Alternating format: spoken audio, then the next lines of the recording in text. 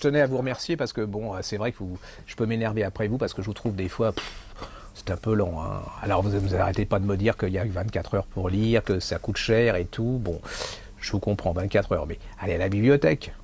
Écoutez, moi je suis pas un libraire anti-bibliothèque. Je trouve que la bibliothèque c'est hyper bien. Que la principale c'est que vous le lisiez. Mais là je dois vous remercier pour Marie Gressinger. On reconnaît le bonheur au bruit qu'il fait en s'en allant chez Albin Michel. Et je vous ai lancé, c'était un livre qui était paru en mars. Vous savez, c'était ce fameux livre qu'on m'avait donné en Belgique, cette jolie jeune femme. Et je m'étais dit, et en fin de compte, c'est un des plus beaux livres que j'ai lu. Elle raconte son père qui a Alzheimer, enfin qui a une maladie équivalente à Alzheimer. Et là, je travaille pour le magazine de la santé, donc l'Alzheimer, je ne veux pas dire que je suis blindé comme les médecins, mais il y a un moment, au bout du 40e livre sur l'Alzheimer, vous voyez, sinon vous devenez fou, hein, il y a un moment, vous ne pouvez plus. Et là, c'est complètement autre chose. C'est-à-dire que, en fait, c'est un des plus bel hymne à la vie que j'ai lu, c'est cette histoire de ses parents qui se rencontrent, improbable, c'est-à-dire qu'ils se rencontrent dans des îles du Pacifique, et elle est originaire d'Alger, et lui d'Oran. Pourquoi ils se sont rencontrés là? C'est un hymne à la générosité, à la solidarité, c'est l'amour éternel, ils s'aiment. Et quand son père est en train de sombrer, sa mère va aller jusqu'au bout.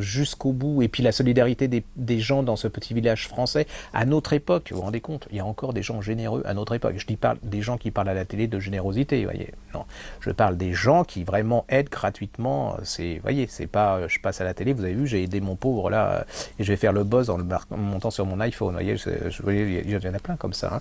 Ou alors qu'ils font plein de posts sur leur Facebook en disant oui, c'est pas bien et tout. Puis après, ils vont regarder les ch'tis font du truc. Allez, je vous remercie beaucoup, parce que ça, c'est devant...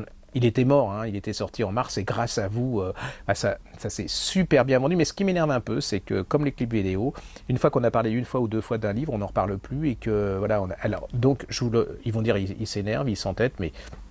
Allez-y, c'est vraiment une pure merde. Et vous ressortez de là-dedans avec une pêche. Alors que je vous dis pas, mais en ce moment, vous avez les tronches. Vous avez l'air triste. Hein. Je veux dire, bon, c'est vrai que c'est pas. Mais franchement, quand vous voyez ce que vivent cette femme et cet homme, et la pêche qu'elle vous donne, c'est un hymne à la nature, c'est sensuel, c'est. Voilà, alors déjà ça vous fera sourire, enfin ça vous redonnera du tonus, donc ça serait pas mal, voyez. Voilà.